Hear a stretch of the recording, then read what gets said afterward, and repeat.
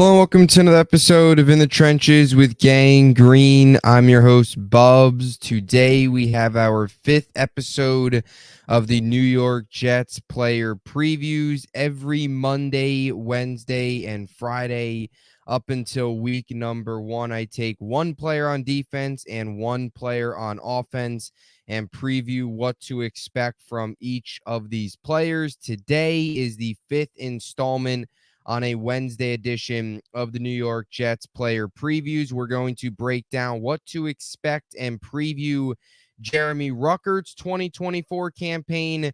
And then on the defensive side of the football, we are going to break down what to expect from Solomon Thomas in 2024 as we get a little tight end and defensive line action here today on the podcast. Now, before we begin, let me tell you quickly about our podcast partners. First, with our friends over at SeatGeek. SeatGeek, click the link in the description down below to download the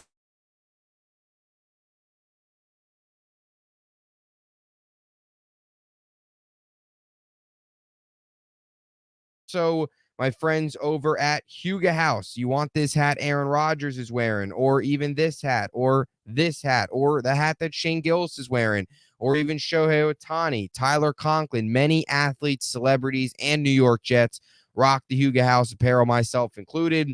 If you want to get any of their vintage-inspired hats, click the link in the description down below. That'll take you to the Huga House online store. Use promo code BUBS for 15% off any purchase and get yourself some Huga House swag. So today we have our fifth installment of the New York Jets player previews.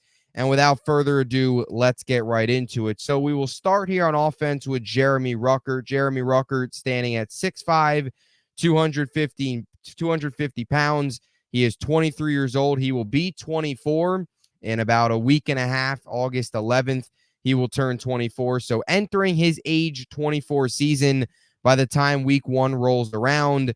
2022 third-round pick, 101st overall out of Ohio State. He enters his third season in the NFL, and it is a very big season for Jeremy Ruckert because you look at the way his first two seasons went here in New York. Year number 1 was really just a redshirt year, a year for him to sit and watch and learn and sit behind, at the time, newly signed Tyler Conklin, sit behind newly signed CJ Uzomah, and just watch and primarily be the third tight end, not get much action, just practice, sit, learn, redshirt, and then start to take your jump in year 2 and then more of a jump in year 3 and ideally become a really solid piece for this team in the future. So that was year 1. Only played 9 games, had 1 reception on 2 targets for 8 yards, barely played. Understandably so, redshirt year, all right. Now you go into last year, plays a little bit more. I still don't think he played as big as a role as he should have. I think CJ Uzomah took a lot of his snaps away, which is completely ridiculous because CJ Uzomah was a complete disaster last year for the New York Jets, and one of the biggest reasons why that Jets offense struggled because he certainly wasn't helping Uzomah, and obviously he is now in Philly. But even in the reps Ruckert got last year, even in the playing time Ruckert got last season, he didn't do a whole lot. 15 games played, 16 receptions on 22 targets, 151 yards, and no touchdowns, which totals him out here in 2 years in the NFL. After a very successful college career, in 2 years, he has just 24 games played under his belt, 17 receptions on 24 targets, 159 receiving yards, 9.4 yards per reception, and has yet to reach the end zone and has 6 first downs. That is pretty underwhelming numbers so far through his career. And it's a great story. It is a awesome hometown, Long Island, New York Jets fan story because grew up a Jet fan, obviously, goes to Ohio State, then gets drafted by the Jets. It's awesome. But entering this year, he's got a little bit of pressure on him because now, outside of Tyler Conklin, you look at this tight end core and all eyes are on Jeremy Ruckert to be your legitimate number 2 tight end. And if he's not that, you start to have some questions about how this offense could potentially look if Ruckert doesn't take a huge year two jump. Now, he's not the biggest X factor. If Ruckert doesn't take a massive year two jump, that doesn't mean that the New York Jets are going to struggle. But Ruckert playing well, Ruckert having a productive season would certainly increase New York's chances of producing on offense and Conklin and Ruckert legitimately becoming one of the underrated 1-2 punches in the NFL, with Rodgers always finding ways to get the ball to his tight ends.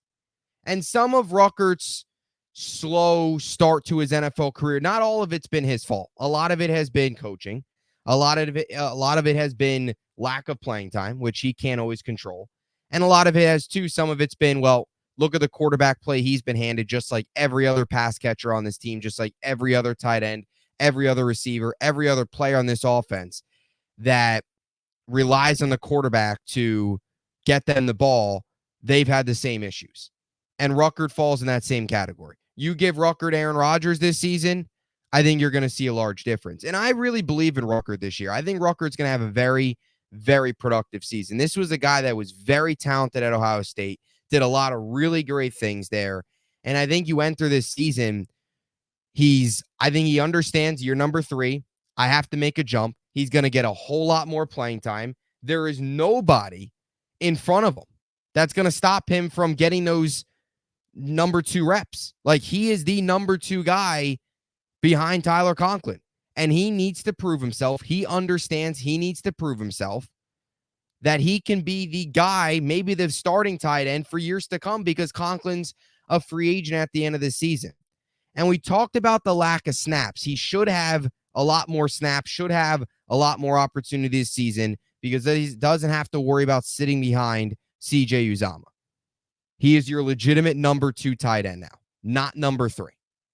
Last season, he played 313 total offensive snaps. That's 28.16% of the snaps. Here's how those snaps broke down. 147 came in run blocking, 142 came route running, 24 came in pass blocking, and he had 22 targets. The bottom line is he needs more opportunities. The New York Jets need to get him the ball. If you want this guy to develop, if you want this guy to turn into the player you thought you were getting when you took him in the 3rd round out of Ohio State, you need to get him the ball. And Ruckert also needs to be a little bit better as well, I think, as a route runner, as a pass catcher, getting open a little bit more. He does need to improve in that standpoint, but the Jets also got to give him the chances, which they haven't really given him in the first 2 seasons. And there wasn't many excuses for him to get limited opportunities last year when Uzomah was terrible. Year 1 can understand. Year 2 don't really make sense. This year, no more excuses for either side. Ruckert's got to step up, and I believe in him. I believe Ruckert's going to have a really big season, really solid year. I think Conklin's a great leader for him, and I think Ruckert inside knows I have to produce this season. And with better quarterback play and more opportunities, I think he's going to make the most of it. Now, we know about Ruckert's run blocking, and his blocking has been great. That's been one of the bright spots of his game, and you wish the Jets used him a little bit more last year in some of the run blocking situations. Now, when you look at the numbers, it's interesting because he ranked 33rd of 68 in tight ends and run blocking grade at 55 when it comes to PFF. Now, I would tend to disagree. I would say that's about average. 33 out of 68 tight ends. I would say Ruckert was more above average when it came to run blocking. I thought he was a very good run blocker last year. Again, PFF isn't the end all be all, but it's definitely interesting to see how the numbers match out to his on the field run blocking performances, on the field pass blocking performances. He had a 61.9 zone blocking grade, which was better. That was his strength. Blocking in zone situations, blocking as a zone blocker was a lot better for Jeremy Ruckert. That suited him a lot better. But overall, I thought he was a lot better than the numbers show from a run blocking perspective. And that's why I think this season, we know what he is as a run blocker. We know he's a really solid help guy running 12 personnel, slide help over to the left tackle, the quarterback's blind side. We know he's capable of doing that. Now it's just about becoming a good pass catcher, getting to the end zone, red zone threat, reliable target across the middle, big catches, tough physical catches, taking big hits, holding on to the football, all those things. Now he's got to bring in all those other attributes and put all those together to become a well-rounded tight end for this team. Now, I think last season, one of the moments that should give you confidence for Jeremy Ruckert, because there was times where the Jets got him involved, got him the ball, and that was the Kansas City Chiefs game. He had 3 targets and 2 catches in that game for 34 yards. He had a catch rate over expected of 23.6%. That was one of the games for Jeremy Ruckert where you could see the potential. You could see the vertical downfield potential if you give this guy a legitimate quarterback and legitimate playing time. And there was a couple moments last year where you could say to yourself, man, if this guy has consistent opportunities and a consistent quarterback and continues to work on his game, he can take off because he has the ability to make those tough physical catches. And we saw that in that Kansas City game, and that's a positive. So he needs to produce. I think that's the biggest thing to come away with this player preview. Ruckert needs to produce. This is it. I think this is, I don't know if I want to say it's his last chance because it's not like he's a free agent at the end of this year.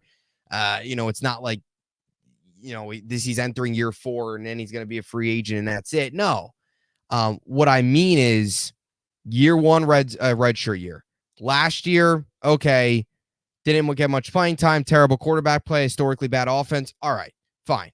This year, there's going to be no more excuses. You are the number 2 tight end to Tyler Conklin, and you also need to prove Tyler Conklin's in a contract here. You need to prove that if Conklin's not back next year, that you can be the future number 1 tight end. This year for Ruckert isn't only big for 2024 New York Jets, but it's big for the 2025 New York Jets and beyond, for himself and the team. And I have full belief in Jeremy Ruckert. He's got a ton of talent. He needs to put it all together, and he needs to be in the right position. And I think the Jets will put him in the right position this year. And I think you're going to see those numbers increase a lot. I think you're going to see a lot more opportunities, a lot more chances, and Ruckert's going to take off. This guy's a stud when he gets a chance. They need to give that to him. And getting legitimate number 2 opportunities behind Conklin, that 1-2 punch, if it's healthy and good to go, it could be a dangerous 1-2 punch for this Jets team. So that's Jeremy Ruckert, tight end, Ohio State, entering his age 24 season and year number 3 in the NFL. Big year for him coming up on both a what he needs to do perspective, and I think both a production perspective. I'm expecting big things as Ruckert. I mentioned him in a previous video as one of my offensive breakouts for the New York Jets here in 2024. We move on now to the defensive side of the football, and we will go to the interior defensive line. Solomon Thomas, standing at 6'3", 295 pounds, entering his age 28 and 29 season. He will be 29 late in the year in December. Coming out of Stanford, the former 2017 first-round pick, 3rd overall of the San Francisco 49ers. Solomon Thomas enters his 8th season in the NFL. He spent his first 4 years with Robert Saleh in San Francisco. He then went to the Raiders for a season and has spent the last 2 years with the New York Jets. Signed a 2-year deal in 2022, was a free agent this past offseason, and the New York Jets brought him back on a 1-year, $3 million deal, $740,000 signing bonus, and $2.49 million guaranteed. Solomon Thomas is back on a 1-year deal, and he is back for his 3rd season and 8th overall, and his 3rd with the New York Jets. Solomon Thomas's Jet career is interesting up to this point because, right, his entire career really is very interesting for Solomon Thomas because let's tell like it is. You heard me say he's a first-round pick, 3rd overall. He has not ever lived up to the first-round, 3rd overall billing that was put on him when he was coming out of Stanford. And he's made a very good career for himself. He's a very solid player. He's a great leader. He's great off the field. He is a pro's pro. He has put together a very, very nice NFL career as he now enters his true veteran stages of his career, sort of the end of his prime, I guess, if you will, as he enters year number 8, the 2017 draft pick.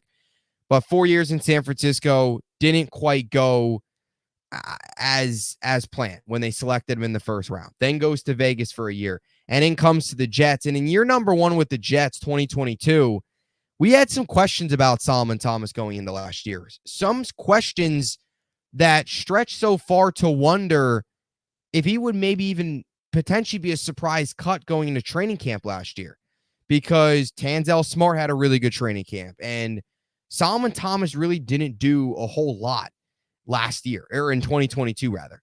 And he had a half a sack. He had 26 tackles. He didn't do a whole lot from a pass rushing standpoint and a run stopping standpoint. He didn't do a whole lot. He didn't really do much of anything in 2022. And you had questions about, could this guy be a surprise cut? And he, of course, made the roster. Wasn't much of a surprise that he did. Obviously has the connection with Saleh, great around the locker room, and they could afford to cut Tanzel Smart, get him back on the practice squad. You probably, Solomon Thomas probably wouldn't be the case. Either way, it's irrelevant at this point. Obviously, remains with the Jets, goes into next season last year, and puts together a really, really good year. The best of his career when you look at some of the statistical marks that he hit. He finished the year with 31 total tackles, 5 sacks, 4 stuffs, 6 stuff yards, 1 pass defended, and those 5 sacks were a career high. This is a guy that hasn't been a huge, huge sack guy in his career. He has 15 sacks in 8 years, or 7 seasons rather. 15 sacks in 7 seasons. 5 of those came last year. Was a monster season statistically from a sack standpoint, his career high. The next closest was 3.5 sacks that he had with the Raiders in 2021. You got to give an immense amount of credit to Solomon Thomas. This was a guy that didn't do a whole lot in 2022. Really didn't. Pass rushing, run blocking, didn't do a whole lot. Goes into 2023, and with the fan base putting a little bit of pressure on him to perform, he goes out there and dominates. 5 sacks, great season. I loved what I saw from Solomon Thomas last year. And this was a guy that, after year 1, if you would have told me that the New York Jets would have brought him back and re-signed him after this contract was over, I would have thought you were crazy. But after a productive year like that, he deserved that 1-year contract. He deserved to come back here in an all-in window in 2024 and try to win. Another great guy, too, for this locker room from a leadership perspective. He played 43% of the snaps last year. That was up from the 33% in 2022. So the up in production was obviously a little bit correlated to with the uptick in snaps. And part of that was all the injuries that the Jets suffered up front. Al Woods going down, Quentin Jefferson going down, saw Solomon Thomas starting in games late last year. So I think from a snap perspective, 43% with Javon Kinlaw coming in. Of course, you also added Leki Fotu. With those guys here, I think you will probably see Solomon Thomas' snap count go back down to his usual 36 to 40%, probably somewhere in the 38, 39% range for the season. 415, 420 snaps realistically this year, with him playing back into that typical depth backup role, and is a huge part of how deep this Jets defensive line is depth-wise, especially when it comes to the interior, where you have guys like Fotu, you have guys like Solomon Thomas. You even have a guy, obviously Javon Kinlaw, who will start, but also can kind of rotate in as interior depth as well. In Kinlaw, you have really solid, great interior defensive line depth, and Solomon Thomas is right in the middle of that. So I think you'll probably see the snap count take a little bit of a dip there. Production-wise, he still hopefully is in the same boat. Getting to the quarterback, bringing him down, finishing sacks, racking up sacks. 5 sacks last year. Will be interesting to see if he hits that number again. Again, it was a career high, but I don't think it's crazy to say Solomon Thomas, 4.5, 4 sacks. If he can do that again, give you 30, 35 tackles, 4 sacks this year, play all 17 games, I think you would be thrilled if you're a New York Jets fan. Now, one thing you would like to see a little bit smoother with Solomon Thomas is his run blocking. He struggled against the run last year, which has been kind of a common theme for him throughout his career, a 32.2 PFF run grade. Now, I will say this about Solomon Thomas, and I will say this about every single New York Jets defensive lineman that I probably talk about in this player preview, especially if they have a history or last year struggled against the run. The New York Jets as a defensive line this year are going to be significantly better against the run. It's not really a concern of mine, our run defense, because the Jets are going to be playing in a lot of different spots. Unlike last year, the Jets are going to be playing with leads this year. Quarterbacks are going to have to throw the ball. They're not going to run the ball down our throat in the third quarter and in the fourth quarter and just keep running and wearing us down to the point of we're just kind of getting knocked over because the defense is so tired. They're out there so much. That's not going to be the case. With the Jets playing with leads, they're going to see less and less runs this year, and that's going to cause a better run defense. You look at the way the Jets allowed most of their runs last year or their rushing yards last year, the majority of it was late in games, clock winding down, garbage time, just running it and wearing down the day because they're out there so much. This year, that's not going to be the case. Playing with leads, you're not going to have that. It's not like these teams ran all over the Jets where it was 7-yard run, 10-yard run, first down, 10-yard run, first down, big run, 30-yard. It wasn't like that. It's just when you keep running, eventually you're going to get somewhere. And that was the case against this Jets defense last year. So that's why it's not much of a concern for mine, especially from a Solomon Thomas perspective. I think Solomon Thomas will be significantly better against the run this year. And I think a lot of other guys up front for the Jets defense will be better because teams aren't going to run it as much. They're not going to get worn down easily. They're going to pass it. And it's going to allow these defense to pin their ears back and get home. And that's going to open up more sack opportunities for a guy like Solomon Thomas, who already had a career high last year and is looking to potentially top that here in 2024. I also was looking to breaking down Thomas's game logs last year. He had 1 sack in the first 7 games, finished the year strong, though, 4 sacks in the next 10 games. So I would say overall, after taking over the starting role, I think Solomon Thomas did a pretty solid job. Of course, finished with the 5 sacks. And is a leader, great off the field, great in the locker room, just an all-around great human being, a pro's pro, and a really solid piece for this Jets defense. And he's also extremely durable. Very durable. And it'll be, up front with this Jets defensive line, Kinlaw specifically, we talked about it.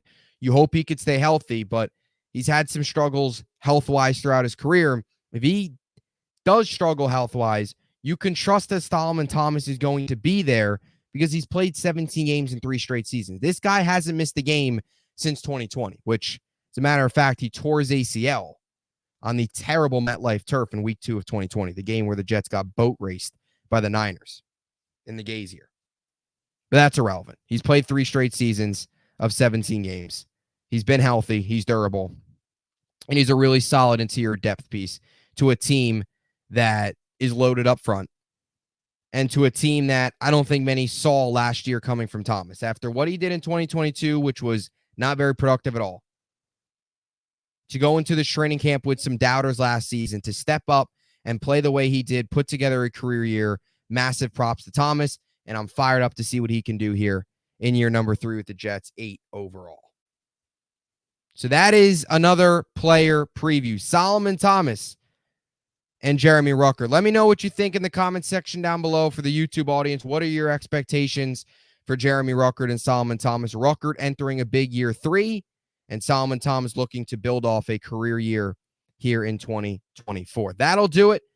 We'll be back with another player preview on Friday, and of course, many other content, a lot of other content in between those 2 episodes. So until then, Jets, Jets, Jets.